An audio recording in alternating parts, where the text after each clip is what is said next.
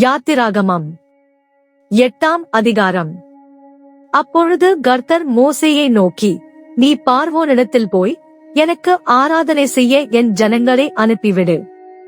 நீ அவர்களை அனுப்பிவிட மாட்டேன் என்பாயாகில், உன் எல்லை அடங்களையும் தவளைகளால் வாதிப்பேன். நதி தவளைகளை திரளாய் பிறப்பிக்கும். அவைகள் உன் வீட்டிலும் உன் படுக்கை அறையிலும் உன் மஞ்சத்தின் மேலும் உன் ஊழியக்காரர் வீடுகளிலும் உன் ஜனங்களிடத்திலும் உன் அடுப்புகளிலும் மாப்பிசைகிற உன் தொட்டிகளிலும் வந்து ஏறும். அந்த தவளைகள் உன் மேலும் உன் ஜனங்கள் மேலும் உன் ஊழியக்காரர் எல்லார் மேலும் வந்து ஏறும் என்று கர்த்தர் சொல்லுகிறார் என்று சொல் என்றார். மேலும் கர்த்தர் மோசேயினிடத்தில், நீ ஆரோனை நோக்கி, நீ உன் கையில் இருக்கிற கோலை நதிகள் மேலும் வாய்க்கால்கள் மேலும் குளங்கள் மேலும் நீட்டி எகிப்து தேசத்தின் மேல் தவளைகளை வரும்படி செய் என்று சொல் என்றார். அப்படியே ஆரோன் தன் கையை எகிப்தில் உள்ள தண்ணீர்கள் மேல் நீட்டினான். அப்பொழுது தவளைகள் வந்து எகிப்து தேசத்தை மூடிக்கொண்டது.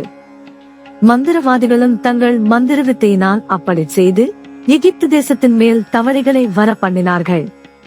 பார்வோன் மோசேயையும் ஆரோனையும் அழைப்பித்து, அந்த தவளைகள் என்னையும் என் ஜனங்களையும் விட்டு நீங்கும்படி கர்த்தரை நோக்கி வேண்டிக் கொள்ளுங்கள், கர்த்தருக்கு பலியிடும்படி ஜனங்களை போக விடுவேன் என்றான்.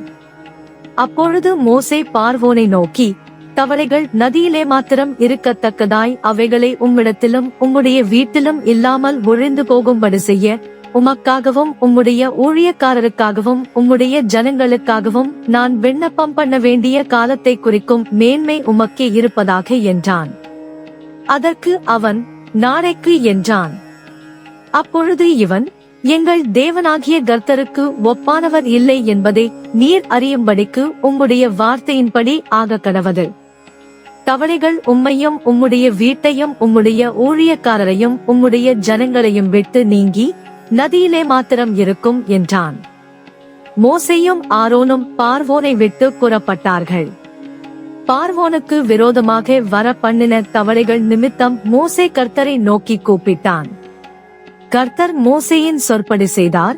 வீடுகளிலும் முற்றங்களிலும் வயல்களிலும் இருந்த தவளைகள் செத்துப் போயிற்று.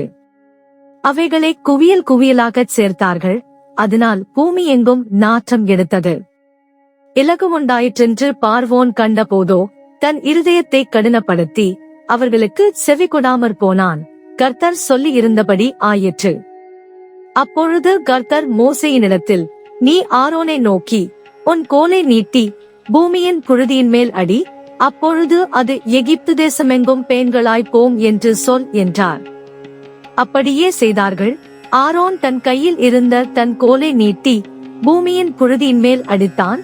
அப்பொழுது அது மனிதர் மேலும் மிருக ஜீவன்கள் மேலும் பேன்களாய் எகிப்து தேசமெங்கும் பூமியின் புழுதியெல்லாம் பேன்களாயிற்று. மந்திரவாதிகளும் தங்கள் மந்திரவித்தையினால் பேன்களை பிறப்பிக்கும்படி பிரயத்தனம் செய்தார்கள். செய்தும் அவர்களால் கூடாமற் போயிற்று. பேன்கள் மனிதர் மேலும் மிருக ஜீவன்கள் மேலும் இருந்தது. அப்பொழுது மந்திரவாதிகள் பார்வோனை நோக்கி, இது தேவனுடைய விரல் என்றார்கள். ஆனாலும் கர்த்தர் சொல்லி இருந்தபடி பார்வோனுடைய இருதயம் கடினப்பட்டது. அவர்களுக்கு செவி கொடாமற் போனான். அப்பொழுது கர்த்தர் மோசேயை நோக்கி, நாளை அதிகாலமே நீ எழுந்து போய் பார்வோன் நதிக்கு புறப்பட்டு வரும்போது அவனுக்கு முன்பாக நின்று, எனக்கு ஆராதனை செய்யும்படி என் ஜனங்களை போகவிடு.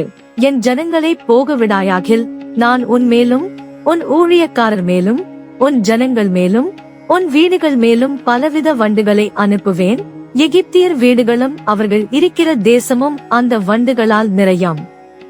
பூமியின் நடுவில் நானே கர்த்தர் என்பதை நீ அறியும்படி என் ஜனங்கள் இருக்கிற கோசேன் நாட்டில் அந்நாளிலே வண்டுகள் வராதபடிக்கு அந்த நாட்டை விசேஷப்படுத்தி என் ஜனங்களுக்கும் உன் ஜனங்களுக்கும் வித்தியாசம் உண்டாகும்படி செய்வேன். இந்த அடையாளம் நாளைக்கு உண்டாகும் என்று கர்த்தர் சொல்லுகிறார் என்று சொல் என்றார். அப்படியே கர்த்தர் செய்தார். மகா திரளான வண்டு ஜாதிகள் பார்வோன் வீட்டிலும் அவன் ஊழியக்காரர் வீடுகளிலும் எகிப்து தேசம் முழுவதிலும் வந்தது. வண்டுகளினாலே தேசம் கெட்டு போயிற்று. அப்பொழுது பார்வோன் மோசேயையும் ஆரோனையும் அழைப்பித்து, நீங்கள் போய் உங்கள் தேவனுக்கு தேசத்திலேதானே பலியிடுங்கள் என்றான். அதற்கு மோசே, அப்படி செய்யத்தகாது, எங்கள் தேவனாகிய கர்த்தருக்கு நாங்கள் எகிப்தியருடைய அருவருப்பை பலியிடுகிறதாயிருக்குமே. எகிப்தியருடைய அருவருப்பை நாங்கள் அவர்கள் கண்களுக்கு முன்பாக பலியிட்டால் எங்களை கல்லெறிவார்கள் அல்லவா? நாங்கள் வனாந்தரத்தில் 3 நாள் பிரயாணம் போய் எங்கள் தேவனாகிய கர்த்தர் எங்களுக்கு விதிக்கிறபடியே அவருக்கு பலியிடுவோம் என்றான். அப்பொழுது பார்வோன், நீங்கள் உங்கள் தேவனாகிய கர்த்தருக்கு வனாந்தரத்தில் பலியிடும்படிக்கு நான் உங்களை போக விடுவேன். ஆனாலும் நீங்கள் அதிக தூரமாய் போக வேண்டாம், எனக்காக வேண்டுதல் செய்யுங்கள் என்றான். அதற்கு மோசே, நான் உம்மை விட்டு புறப்பட்டபின் நாளைக்கு வண்டுகள் பார்வோனையும் அவர் ஊழியக்காரரையும் அவர் ஜனங்களையும் விட்டு நீங்கும்படி நான் கர்த்தரை நோக்கி வேண்டுதல் செய்வேன். ஆனாலும் கர்த்தருக்கு பலியிடுகிறதற்கு ஜனங்களை போக விடாதபடி பார்வோன் இனி வஞ்சனை செய்யாதிருப்பாராக என்றான். மோசே பார்வோனை விட்டு புறப்பட்டு போய் கர்த்தரை நோக்கி வேண்டுதல் செய்தான். அப்பொழுது கர்த்தர் மோசேயின் சொற்படி வந்த ஜாதிகள் பார்வோனையும் அவன் ஊழியக்காரரையும் அவன் ஜனங்களையும் விட்டு நீங்கும்படி செய்தார். ஒன்றாகிலும் மீந்திருக்கவில்லை. பார்வோனோ இந்த முறையும் தன் இருதயத்தை கடினப்படுத்தி ஜனங்களை போக விடாதிருந்தான்.